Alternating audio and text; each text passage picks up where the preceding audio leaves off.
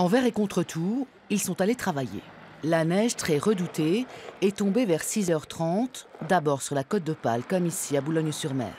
Les habitants n'ont pas été surpris et se sont organisés. Vous aviez pris des précautions particulières? Un peu d'avance pour pas trop être en retard au travail, pour ne pas glisser, enfin des choses classiques en fait. Ça a été prévu et donc ça se passe bien. Ici, depuis hier soir, routes et autoroutes des Hauts-de-France sont scrutées sans interruption. Nous sommes au centre d'information et de gestion du trafic.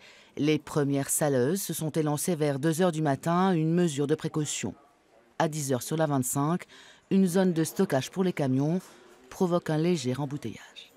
Dis-moi, tu as quelques infos concernant la zone de stockage poids lourd sur la 25, où est-ce que ça en est? Elle est en train d'être balisée. Bon, super, ça marche.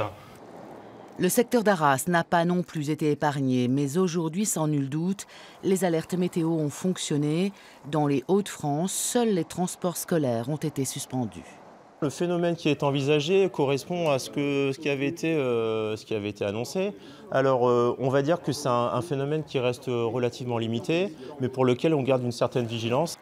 Quant à l'agglomération lilloise, il n'y a pas eu non plus de perturbations majeures. La neige, aujourd'hui, n'était pas synonyme de chaos.